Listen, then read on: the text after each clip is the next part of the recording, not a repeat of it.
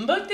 Hello! Bonjour! Méga! Bienvenue à Qu'est-ce qu'on mange à midi? Un podcast qui nous permet d'échanger et de discuter sur des sujets qu'on aurait aimé comprendre ou des éléments qu'on aurait aimé connaître en tant que personne étudiante internationale, en tant que nouvel arrivant sur le marché du travail ou même au Canada, parce que chaque décision qu'on prend impacte ce qu'on va manger à midi, bref, sur notre vie.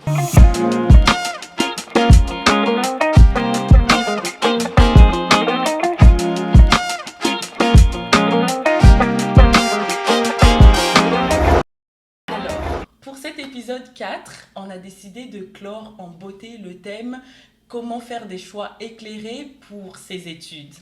Et donc, pour cette occasion, vous l'avez probablement remarqué, Shahidra n'est pas là avec nous actuellement. Elle a été remplacée. Et oui, elle a été remplacée par une invitée très spéciale. En fait, nous, on a déjà beaucoup parlé dans les 3 épisodes précédents, donc on va la laisser se présenter. Est-ce que tu pourras, Meggy, te présenter et nous dire un peu, nous parler un petit peu aussi de ton parcours et de ce que tu fais actuellement dans la vie? Oui, bien sûr. Eh bien, mon nom est Meggy Bisson.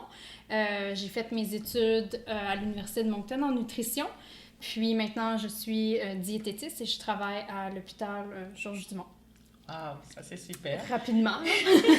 C'est vrai, rapidement, Oui, mais oui, justement, on va aller dans le détail après. Oui. Yeah. Et est-ce que viens-tu de Moncton? Viens-tu du Nouveau-Brunswick? Non, moi je viens du Québec. Je suis originaire du Québec.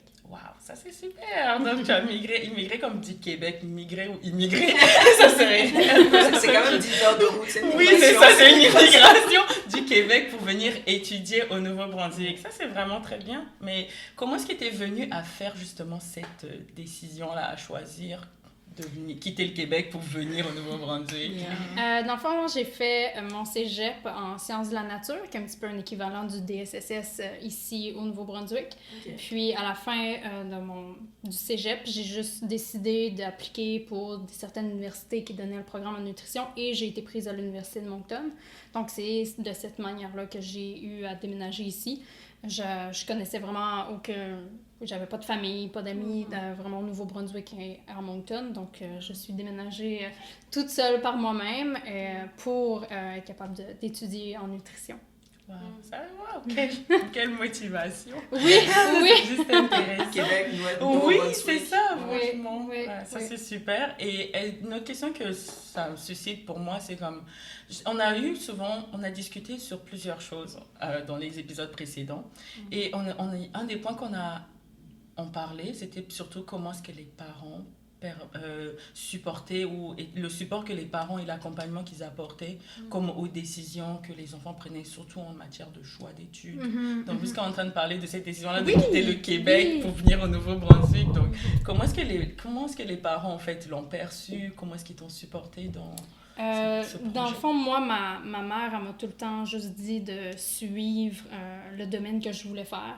Elle m'a tout le temps poussée à réaliser ce que je voulais. Puis, c'est sûr que là, quand j'ai été prise à l'Université de Moncton, elle m'a vraiment aidé, support moral à ce que je prenne cette décision-là de venir ici au Nouveau-Brunswick. C'est sûr, du côté financier, j'ai pas vraiment eu d'aide, donc c'est vraiment plus avec l'aide du gouvernement, les prêts bourses que j'ai été capable de financer mes études de ce côté-là. Mais sinon, ça a tout le temps été beaucoup plus le support moral. Là. Ouais. Ouais. C'est vraiment nice. Est-ce que quelqu'un... Puis aussi, tu as mentionné le cégep. Tu peux nous expliquer un peu C'est comme le mot cégep. Oui, c'est important. Dans le fond, c'est au Québec, je pense que c'est la seule place au Canada que les programmes sont faits de cette façon. Yeah. Après le secondaire, il y a le cégep qu'on appelle, donc c'est un petit peu le pré-universitaire. C'est soit que tu fais, dans le fond, un 2 ans qui est un pré-universitaire ou un 3 ans qui est un peu comme le collège ici, puis tu es prêt à aller directement sur le marché du travail. Moi, comme j'ai dit, Sciences de la nature, c'est un programme de 2 ans pour par la suite aller à l'université. Ok, donc quand tu viens à l'université, c'est comme si tu as déjà fait 2 ans d'université en quelque sorte. C'est juste que le secondaire, comme tu finis le secondaire un peu plus tôt qu'ici au Nouveau-Brunswick.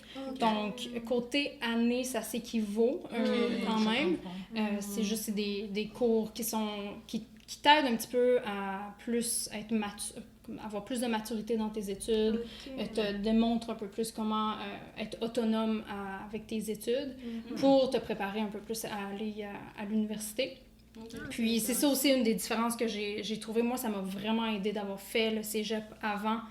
J'étais beaucoup plus autonome, savoir comment m'organiser, comment planifier mes études, comment planifier des grosses charges de travail aussi avec plusieurs cours. Donc ça m'avait vraiment aidé quand je suis arrivée après ça à l'université de Moncton. Je voyais un petit peu plus la différence avec certaines de mes collègues à l'université qu'eux finissaient seulement le secondaire, que ça a été une beaucoup plus grosse adaptation pour eux que moi, j'avais déjà vécu cette adaptation-là au cégep. C'est ça, parce que c'est deux mondes différents. C'est comme le secondaire, puis l'universitaire, puis le cégep a mis comme une certaine transition qui te permet de rentrer tout doucement dans ton... comme dans ta vie universitaire. C'est intéressant. J'avais jamais su que c'était ça. En fait, ça va être Oui, moi, je pensais que c'était comme 2 années de plus après ton secondaire. Tu un vois. peu comme les écoles prépa. Parce que oui, voilà, comme la prépa. Même des fois en c'est Afrique, il y a des écoles comme des écoles prépa. Comme genre, tu vas faire cette école-là pour ensuite faire un concours, par exemple, pour aller dans l'université ou une école spécialisée. Mais c'est vraiment intéressant. Mais moi, je me demandais, est-ce que si tu as fait, par exemple, parce que tu as dit il y a différents choix comme filière, entre parenthèses, comme quand tu vas au cégep, est-ce que si tu as fait comme ton cégep au niveau de sciences de la Terre, est-ce que c'est obligé que quand tu vas à l'université, tu fasses un programme en sciences, ou est-ce que tu peux changer comme, ok, j'ai fait mon cégep par exemple en sciences de la Terre, mais après je vais à l'université en comptabilité ou en finance, est-ce que ça se fait, ou bien c'est comme au moment que tu prends ton cégep, après c'est comme tu dois rester là-dedans? Faut quand même que tu choisisses environ ce que tu veux faire, étant donné que, disons, que tu vas aller en administration, ils vont demander des cours obligatoires avant. Donc, ça va vraiment dépendre du domaine qui t'intéresse.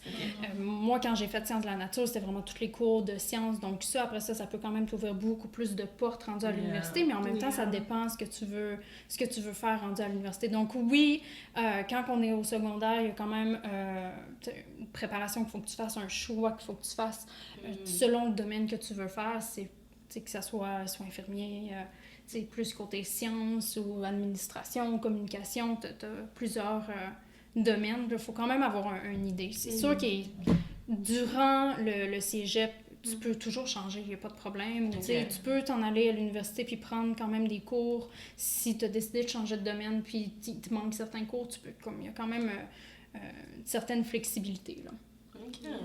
Ça, c'est intéressant. Vas-y. Moi, je me demandais. Donc, en fait, juste pour établir, d'après ce que j'ai compris, le cégep, quand tu es au Québec, tu n'as pas d'autre choix que de le faire. C'est comme obligatoire. C'est pas obligatoire. Non.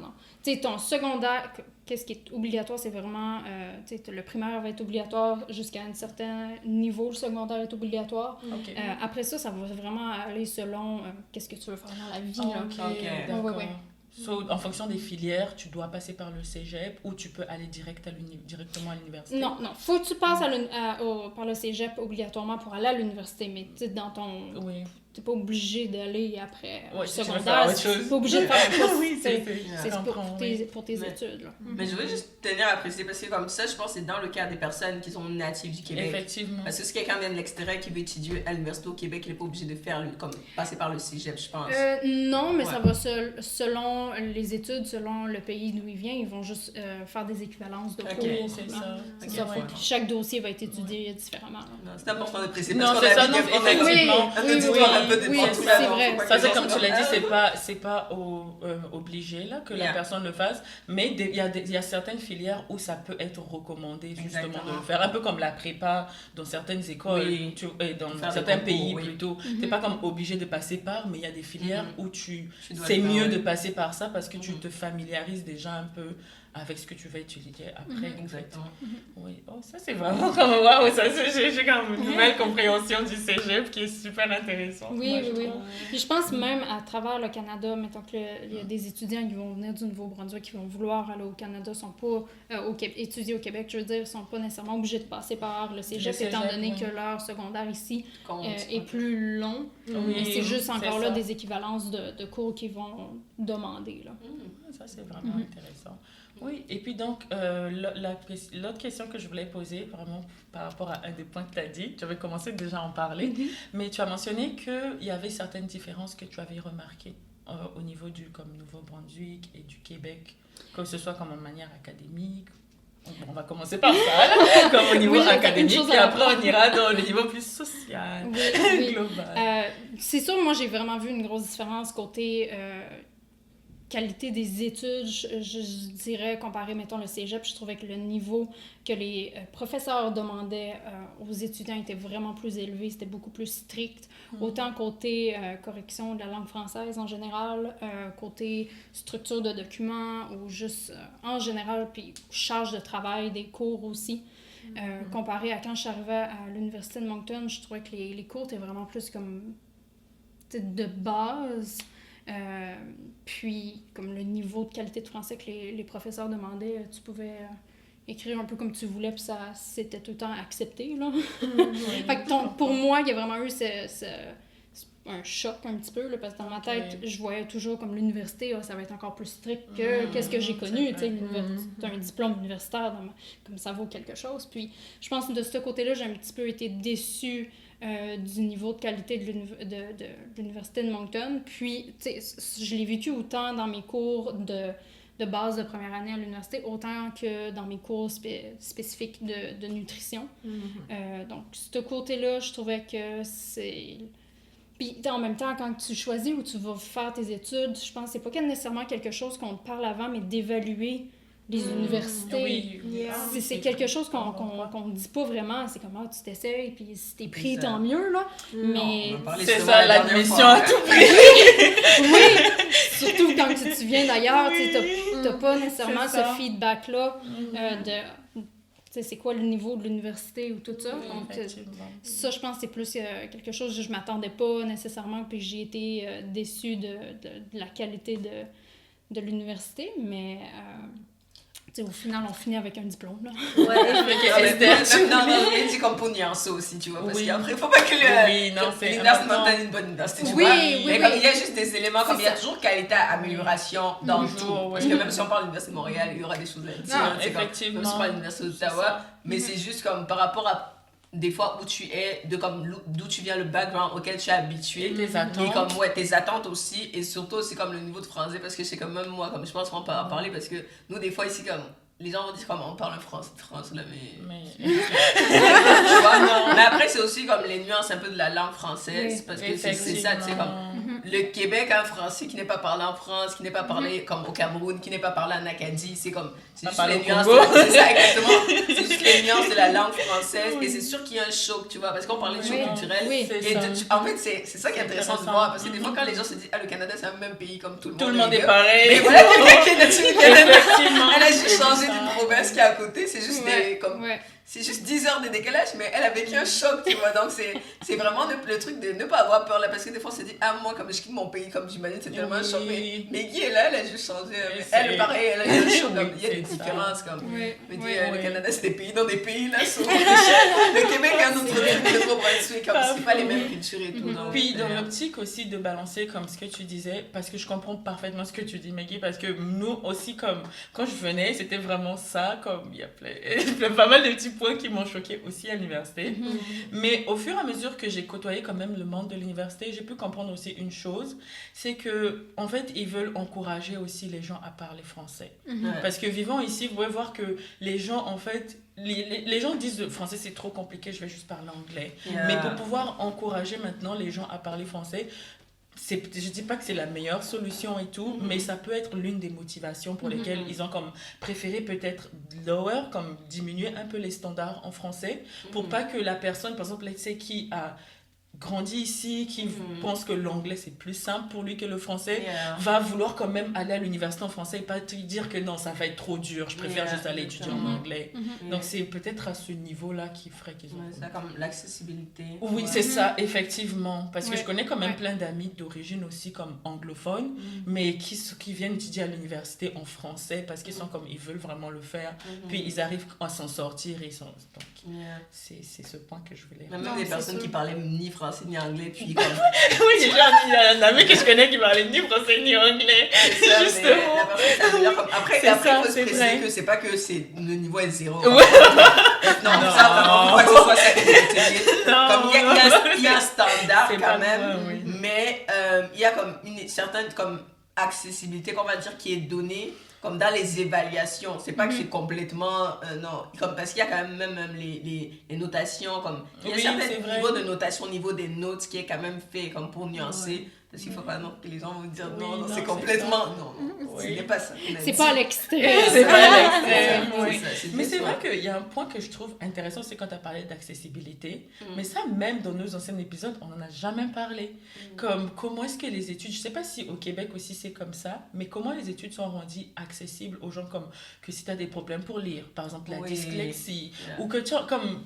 Comment est-ce que c'est rendu accessible ou il y a des fois les profs s'accommodent de sorte à ce que tu puisses pouvoir comme étudier même si que tu as du mal à te concentrer, genre toutes ces espèces de, je dirais le mot ce serait quoi exactement le bon mot pour mais juste comme les personnes qui font face un peu comme à des difficultés inclusives. Oui, c'est ça, c'est ça que j'ai trouvé vraiment fascinant. Que ce soit au niveau de la langue, comme tu dis, même les problèmes de concentration. Effectivement, parce que ça, je pense qu'il y en a dans toutes les universités. Oui, c'est ça. C'est selon comment tu es évalué ou tu as été évalué par un médecin. Après ça, l'université va s'adapter avec toi. Puis c'est sûr, côté accessibilité, je trouve que la grosse différence entre université ou même les provinces, ça va être côté budgétaire. Combien que ça coûte. Disons, comparé au Québec, c'est beaucoup, beaucoup moins cher, les universités. Donc, pour quelqu'un qui est canadien ou qui est québécois, là, c'est quand même beaucoup moins cher. Donc, c'est plus accessible à beaucoup de monde d'être capable d'aller étudier post-secondaire, comparé, disons, au Nouveau-Brunswick ou comparé quand tu viens de l'international, que là, c'est encore plus cher. Là. Oui, pas faux. Oui, mais par exemple, comme tu l'as mentionné, il y en a dans toutes les universités canadiennes, mais d'où je viens, les universités, c'est pas ça. Ouais, c'est dans le sens où si tu as certaines difficultés, tu peux dire comme au revoir à l'université d'une certaine manière parce que tu ne te vois pas aller étudier parce qu'il n'y a pas vraiment les infrastructures mises en place pour aller en fait. C'est ça que c'est une des choses que j'ai trouvé vraiment qu'au Canada en lui-même ça ressort. Mais même je pense même au niveau de l'université de Moncton, le fait que ce soit une université un peu comme ils aiment le dire à taille humaine. À taille humaine. Ouais, on a fait le tour. C'est ça. Non mais comme je pense que ça aussi, mais comme Meggy tu pourras rebondir comme en fonction de ton expérience aussi. Ça fait aussi que, quelque part, vu que les classes sont un peu moins grandes, il y a aussi, comme le professeur, quelque part, il te connaît, donc c'est plus facile aussi d'aller, on parlait de la dernière fois, comme ne pas avoir peur d'aller vers le professeur pour dire comme, moi, comme j'ai telle difficulté, tu sais, comme, l'examen, peut-être tu commences un examen, tu es comme, comme, en ce moment-là, comme, j'arrive vraiment pas, comme, je sais pas, il y a un moment, mais les profs sont vraiment accessibles, tu vois, à ce niveau-là, puis ils vont s'adapter au niveau, comme, d'évaluation, comme, tu vas toujours passer ton examen, non. C'est pas que tu vas pas passer ton examen. Tu vas passer ton examen, mais on va peut-être te mettre dans un cadre qui est plus favorable pour que tu puisses comme faciliter ton apprentissage puis ton évaluation. Je sais pas. C'est sûr, les services que l'université offre, je trouve, sont très proches des étudiants. Ce que moi, mon ressenti qui a été de l'Université de Moncton, c'est que justement, le monde sont faciles d'approche, sont accessibles aussi. Puis, comme tu as dit, oui, c'est vrai que les professeurs sont capables d'être plus disponibles pour les étudiants. Mais tu sais, encore là, je pense que tout le monde vit un petit peu ça différemment parce que j'ai déjà eu des étudiants qui ne vont jamais voir les profs ou, tu sais, sont encore... pas tout jeunes, là, mais ils n'ont pas eu l'habitude d'être capables d'aller demander de l'aide. Je pense que ça va dépendre de l'expérience que tu as eue. Mais moi, l'expérience que j'ai eue, c'est que c'était vraiment facile d'aller voir les professeurs. Puis surtout, je pense qu'en plus, j'étais dans un domaine qui était encore plus petit que les vôtres. Là, comme les professeurs, on les connaissait tous. Là. C'est vrai, nutrition. Moi, j'ai une question. Tu dis que tu as étudié d'abord au cégep en sciences, puis nutrition. C'est quoi le lien entre les deux? Comment est-ce que tu as pu adapter? Parce qu'ici, DSS, je pense qu'à l'Université de Moncton, DSS, c'est un peu ceux qui vont aller à l'hôpital ou ce qui va être...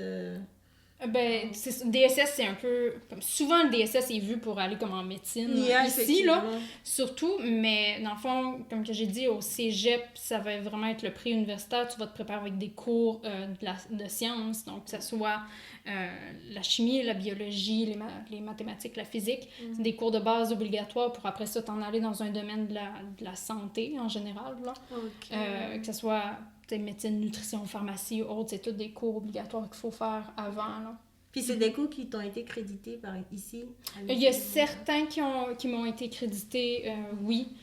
Puis il y a d'autres que j'ai juste décidé de refaire, étant donné qu'ils disaient que c'était pas nécessairement des équivalences, là, mais ouais, ça va dépendre de la façon que ton dossier a été évalué. Là. Mais c'était quoi ta motivation de ton choix, comme quand tu arrives au cégep? Est-ce que tu savais déjà que tu voulais aller à la nutrition après, ou tu as décidé pendant ton cégep? Non, j'ai fait ma première session en sciences de l'administration pour me rendre compte que c'était vraiment pas mon domaine. puis les cours, en sciences de l'administration, j'avais vraiment aucun cours de sciences. Puis c'est vraiment là que je me suis rendu compte que c'était les cours de sciences qui me manquaient. Donc là, j'ai décidé de faire mon sciences de la nature. Puis ma mère, dans le fond, est technicienne en diététique, qui est, dans le fond, elle a fait c'est le même domaine, c'est juste elle a juste fait la technique au cégep en nutrition. Puis j'ai tout le temps pensé que j'aimais la nutrition parce que ma mère est dans ce domaine-là. Les autres trois. Regardez les autres trois. La repense de l'accompagnement des parents. Oui, c'est ça. Ça devrait être affiché quelque part. Donc non, c'est ça, je pensais toujours que j'étais intéressée par la nutrition, parce que ma mère en parlait, que ça a tout le temps fait partie de ma vie, puis là, au final, j'ai juste évalué que c'était vraiment le domaine qui m'intéressait. Puis c'est drôle parce que ma mère, elle m'a toujours dit, je te vois en gestion, je te vois en nutrition. Puis moi, dans ma tête, je me disais, non. Elle a dit littéralement les deux points. Ah oui, hashtag maman avait raison. Parce que je lui avais toujours dit, ma mère travaillait dans un hôpital, puis je lui disais, non, je me vois pas travailler dans le cadre de l'hôpital. J'aimais pas vraiment comme la structure des hôpitaux, puis finalement, là, c'est ça que je fais. Ouais, c'est vraiment drôle parce que moi, je suis un peu dans la même situation que toi, dans le sens où mon père, il travaille en transport et logistique. Puis j'ai tellement entendu parler de logistique autour de la table que j'étais comme, je ferais jamais logistique. J'ai tout essayé, comme médecine, j'ai voulu faire, je suis allée vers finance et tout. Mais à la fin, je suis revenue dans la logistique d'événementiel, mais logistique quand même. Ça, c'est juste comme... C'est ça qui les parents, ils savent vraiment quand ils nous voient évoluer. Non, effectivement. Ils savent qu'est-ce qu'on... Non, il y a un mot là, il y a quelque chose. Non, mais c'est comme on disait la dernière fois, comme les parents nous connaissent des fois mieux que nous-mêmes, tu vois. Ils ont eu le temps de, tu sais, comme, des fois nous on ne se voyait pas quand on était petits, mais eux ils nous voyaient. Effectivement. Ils ont eu le temps, comme tellement tu as passé presque 18 ans de ta vie avec eux, donc ils te connaissent, ils disent quelque chose. Même si, comme, ça revient à ce qu'on disait la dernière fois, prends en considération, tu vois, ne dis pas non, il me connaît pas, non, il te connaît. Peut-être dans ta tête tu crois que tu as changé, mais lui c'est que tu n'as pas changé. Effectivement. Mais ce qui était bien, c'est que ta mère t'a pas imposé tout de suite, tu vois. Elle t'a dit, ou est-ce qu'elle te voyait, mais elle t'a laissé, c'est comme aller vers ce que tu voulais. D'autres domaines, tenter. Jusqu'à ce que tu t'en rendes compte. Ouais. Anyway, suivez l'épisode 3. Allez comprendre. Oui, en parlant, jusqu'à présent, vous êtes toujours avec nous. Alors, si vous êtes toujours avec nous, n'hésitez pas à vous abonner, aimer. Si vous aimez, si vous n'aimez pas, mettez un pouce en bas, c'est pas grave. Ils ont le droit de ne pas aimer. On est en démocratie, n'est-ce pas? Mais en gros, laissez-nous un commentaire ou une suggestion ou n'importe quoi. Si vous voulez même aussi partager votre expérience en commentaire, n'hésitez pas. Maintenant, là, donc, du coup, on va continuer toujours on va revenir plutôt au niveau des différences. Parce que c'est vrai qu'on s'est vraiment porté, ce qui était bien parce que c'est un échange assez riche, moi, je trouve. Et toujours au niveau des différences, mais là, on va plus aller sur l'aspect social. Donc, en gros, quand je parle de social, je parle un peu de la vie en général, ou ça peut être, si tu veux parler des coûts de la vie, ou tous les points que tu trouves qui sont pertinents, ou bien même se créer des relations aussi, parce que ça aussi, c'est important, parce que c'est vrai que tu t'en vas dans un autre endroit pour étudier, mais tu veux vivre aussi, tu veux pas, genre, t'enfermer puis juste étudier, ou dormir dans la classe tous les jours, genre, il faut que tu vives, mais en gros... Donc, c'est ça qu'on aimerait un peu savoir. Comment ça s'est passé pour toi, la transition?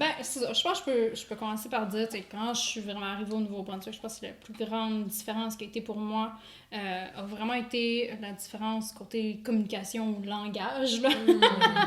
Même si je parle français, ici c'est le chiac, là.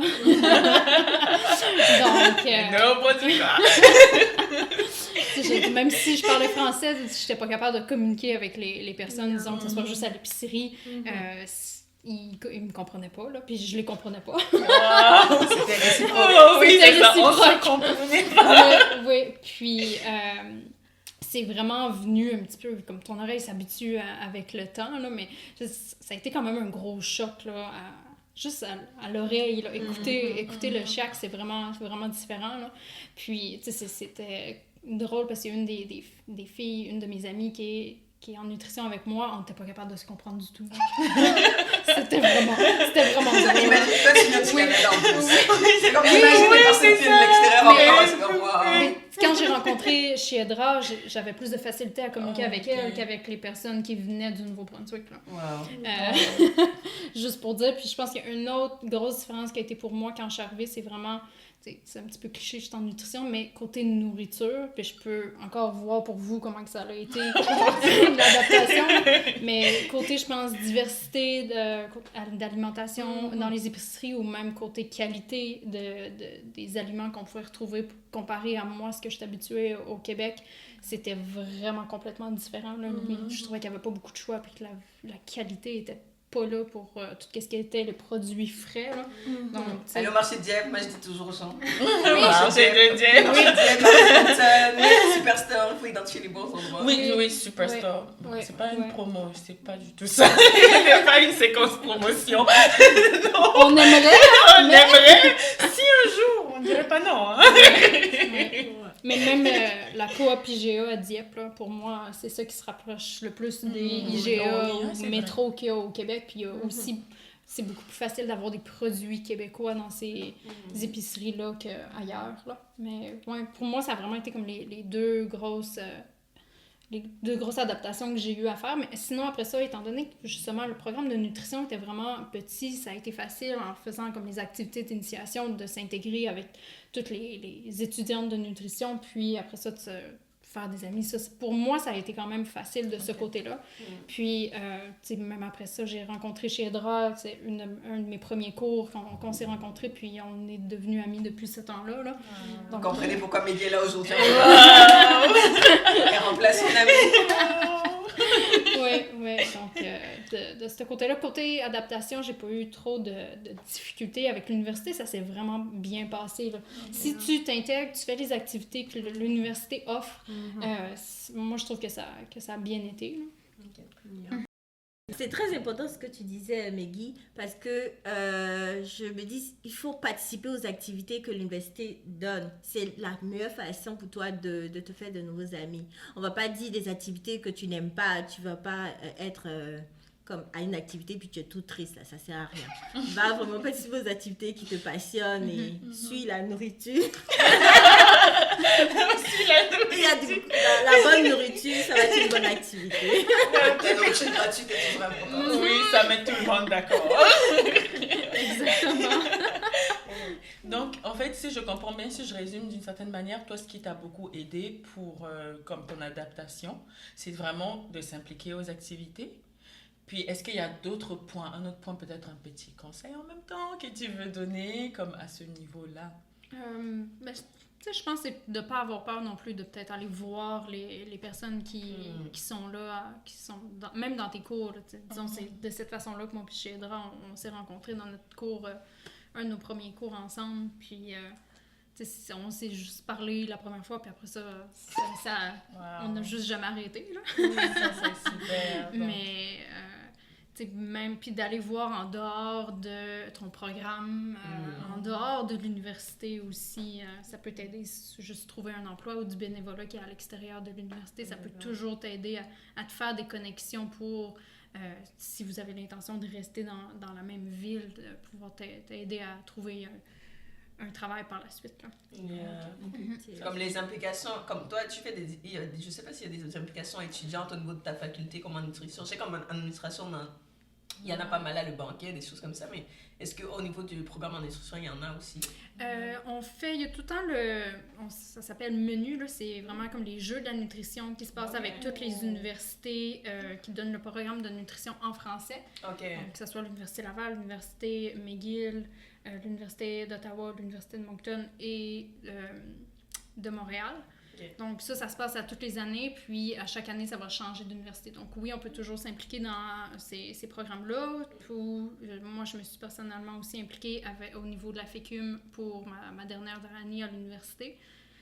Sinon aussi, il y a le bingo que le programme de nutrition fait à chaque année. Là. Désolée, j'ai cru que tu parlais comme du bingo, que le jeu, là. Oui. Oh, c'est vraiment oui, oui. Il y a un bingo qui est... c'est juste... Oui. Non, mais je voulais juste revenir en arrière, comme vous préciser, comme la FECUM, c'est la Fédération étudiante universitaire du Oui, c'est ça, c'est important. On a tellement d'acronymes à l'université de Moncton qu'il faut tout préciser. C'est vrai. Wow. Oui. Oh, désolée, je t'avais coupé pour le bingo. C'était juste tellement drôle. On revient sur le bingo. Il y a toujours de la nourriture quand c'est les activités organisées par le programme de nutrition. Ah, ça c'est bon. Et puis de la bonne nourriture. Santé. Oui. Ouais, ça c'est vraiment super. Et par contre, il y a aussi un point que je voulais juste comme, je sais qu'on est rendu un peu loin, mais je voulais juste comme, si tu peux me donner un peu plus d'informations. Tu as mentionné qu'au début, la langue, tu ne percevais pas vraiment comme, vous aviez du mal à vous comprendre, comme avec les gens que tu rencontrais au Nouveau-Brunswick et tout. Comment ça s'est passé après pour que tu puisses maintenant, parce que j'imagine, j'espère, que tu comprends, parce que sinon c'est un peu compliqué. Oui. Mais comment ça s'est passé pour toi en fait? Comment tu as pu commencer à comprendre? Voilà. C'était beaucoup plus avec une de mes amies ou mes amis qui venaient d'ici, après, au fur et à mesure qu'on était plus à l'aise ensemble, là, je leur demandais, OK, quand tu dis telle expression, ça veut dire quoi? Je demandais, puis après ça, tu t'habitues petit à petit. Puis c'était la même chose aussi de leur côté, quand ils ne comprenaient pas certaines de mes expressions. Je pense que c'était surtout côté expression aussi qui change d'une région à l'autre. Exactement. C'est comme les nuances de la langue française. Effectivement. Oui. Il y en a beaucoup. Puis ça aussi, c'est encore là, de ne pas être gêné de poser des questions. Effectivement. Oui, totalement. Ça, c'est vraiment super. Je pense que nous, on se rend vers la fin de notre épisode. D'abord, merci beaucoup, Meggy, franchement, d'avoir partagé ta belle expérience trop intéressante avec nous. Et donc, je vais juste faire un petit résumé pour les gens qui sont toujours avec nous jusqu'à la fin.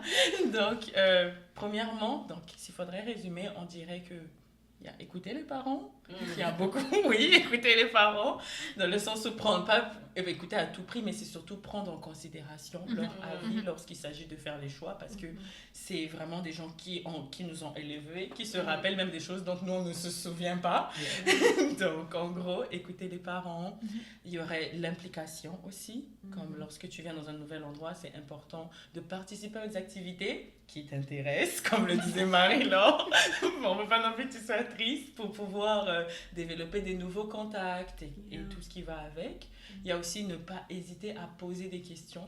Surtout comme Meggy, ça l'a vraiment aidé pour la langue, de poser des questions sur les expressions. Ça, je ne comprends pas. Il ne faut vraiment pas se gêner. Dans les deux cas aussi, peu importe qui nous écoute, que ce soit comme du Canada ou de l'international, je trouve que c'est toujours bien de poser des questions, mais ton expression, personne ne va trouver ça mal. Au contraire, c'est plutôt comme « Ah, donc tu t'intéresses à moi, tu veux me comprendre. » Donc, c'est toujours bien de poser des questions quand tu ne comprends pas quelque chose, en fait. Et est-ce qu'il y a comme d'autres points que vous aimeriez souligner? Elle a mentionné le fait de regarder les différentes... Faire une comparaison des universités pour voir un peu le niveau qu'il y a.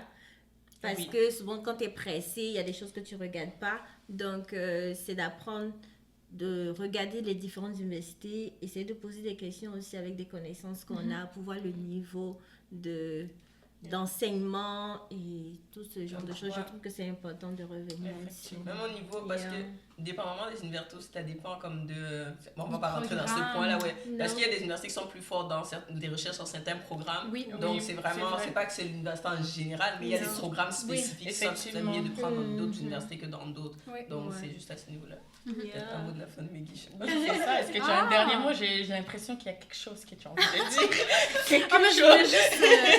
Je voulais juste vous remercier de m'avoir invité aujourd'hui. Puis, ça va me faire plaisir de revenir. C'est super! Justement,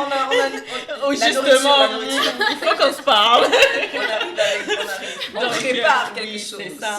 Donc, si vous voulez ne pas manquer nos futurs épisodes avec Meggy, alors abonnez-vous. N'oubliez pas de mettre la cloche, tout ça, pour toujours rester à l'affût de nos nouveaux épisodes. Si vous n'avez pas encore regardé l'épisode 1, 2, 3, ils vont être affichés quelque part à gauche ou à droite. Ça dépend comment ça fonctionne. Mais en gros, n'hésitez pas à aller les revoir. Ils sont disponibles sur toutes nos plateformes. Et puis, comme je dis, on est ouvert à tous les commentaires que vous pouvez avoir, etc. Donc, merci de nous avoir regardés jusqu'à la fin. Puis, qu'est-ce qu'on dit? Bon appétit!